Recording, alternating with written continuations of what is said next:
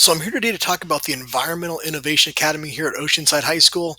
Our academy has three different pathways: the engineering and design, the environmental science, and a third pathway that's going to be added sometime in the future around computer science. Today I'd like to talk more about the engineering design pathway. Our motto is learning about tools to change the world. In this pathway, at the heart of the pathway is the design process. This process is something that applies to everything. So in the process, it always starts with asking the question, what do you want to get better at or improve? And then you imagine, what would my goal look like if I accomplished it? From there, you go about planning it. So what could I do today, this week, this month to start making that goal a reality? And then we go about building that process or making the product. So we've seen students apply this to everything from improving at rock climbing to how to make a 3D printed part for their bicycle. And then at the end of that process, there's a reflection. How did it go? Did I reach my goal? And then a lot of times it'll feed back into starting again and asking, do I want to go ahead and do another cycle and see if I can improve even more? Engineering is always about solving problems, about turning your ideas into reality. A lot of the engineering we do is based in math and science. Our pathway does promote taking AP physics or physics, as well as taking other science classes to support you. And again, science is about engineering is about using science to solve problems. So there's a creativity aspect.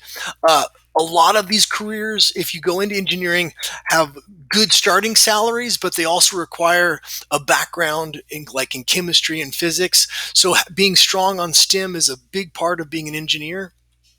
As we look forward, engineering isn't one field. It's a whole variety of fields. There's everything from electrical engineers to software engineers to chemical engineers.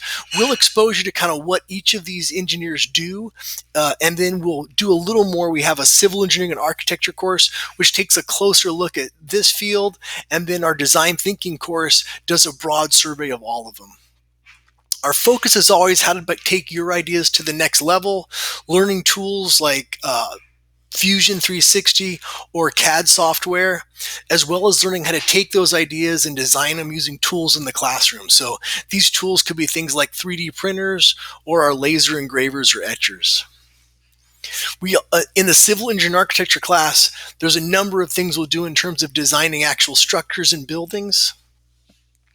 And the focus is always about empowering students to be the change they want to see in the world. So you'll see that throughout the pathway. For students entering the pathway, our initial class in 9th grade is the Introduction to Design Thinking. In 10th grade, we recommend building that STEM background with either physics or AP physics, depending on your math background. In 11th grade, we have the Civil Engineering and Architecture course taught by Miss Martin. And then in 12th grade, we again go back to that STEM background of either AP physics or another science class. The 9th grade Introduction to Design Thinking and 11th grade Civil Engineering Architecture are Project Lead the Way courses.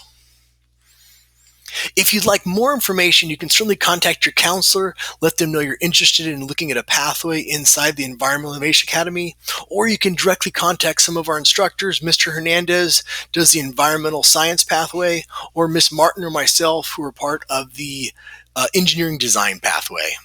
Thanks for your time today.